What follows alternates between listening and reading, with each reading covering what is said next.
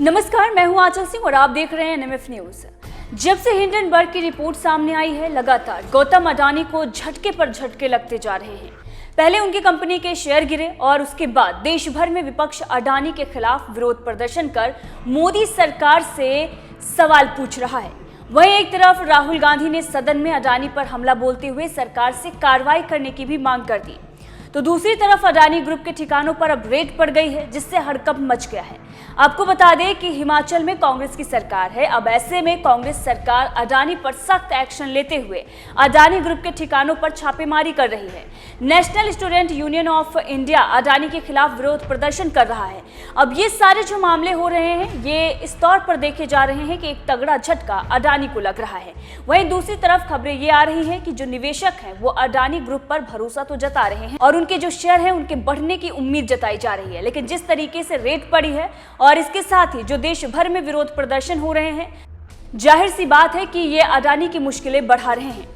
आपको बता दें कि एक तरफ अडानी के खिलाफ विरोध प्रदर्शन हो रहा है, तो दूसरी तरफ वहीं आबकारी और टैक्सेशन विभाग हिमाचल में अडानी के ठिकानों पर छापेमारी कर रहा है।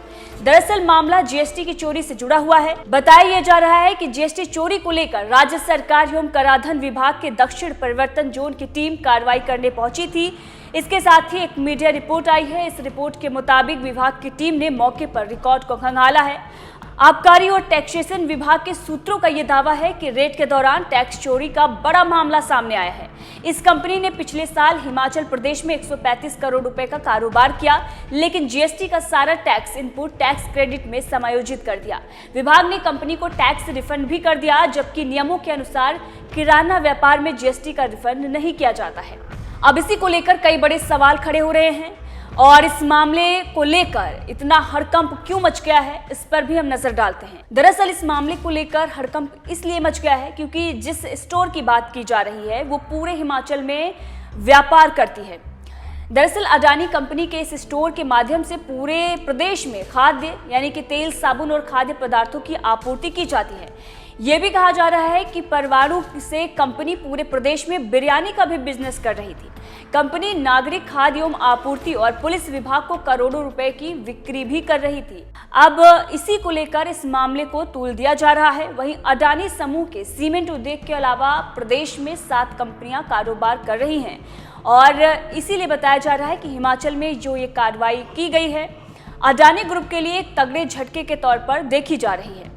आपको बता दें कि जो जानकारी आ रही है उसके अनुसार कंपनी का सारा कारोबार और व्यापारिक प्रतिष्ठान किराए पर है। ऐसे में टैक्स लायबिलिटी का भुगतान कैश से न करने पर कई बड़े सवाल खड़े हो रहे हैं। वहीं विभाग के सूत्रों की अगर हम बात माने तो ये टैक्स गड़बड़ी का मामला है। हिमाचल प्रदेश में अडानी समूह की 7 कंपनियां प्रदेश भर में fruit storage, cold storage, chain सुविधाओं से लेकर किराने के सामान की सप्लाई में बड़ा हिस्सा रखती है।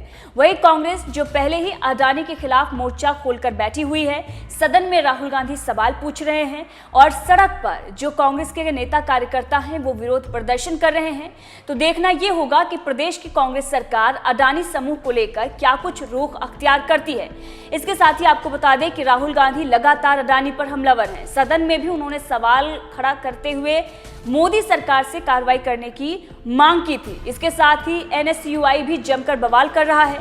वहीं जनता इस पर क्या विचार रखती है, इस पर भी चर्चा कर लेते हैं। दरअसल जब ये खबर आई कि हिमाचल में अडानी के ठिकानों पर रेड चल रही है तो जनता ने भी सवाल खड़े कर दिए। जनता का यह कहना है कि कांग्रेस बदले की कार्रवाई कर रही है। सदन में जब राहुल गांधी फेल हो गए तो उनके बयान के बाद अब राज्यों में जहां पर कांग्रेस की सरकार है वहां पर अडानी ग्रुप को परेशान किया जा रहा है।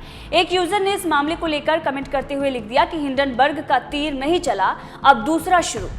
एक और दूसरे यूजर ने इसी मामले को लेकर ट्वीट करते हुए लिखा कि संसद में हुई बेइज्जती का बदला उद्योगपतियों से लिया जा रहा है। बहरहाल इस खबर को लेकर क्या कुछ आपका कहना है कमेंट करके जरूर बताइएगा।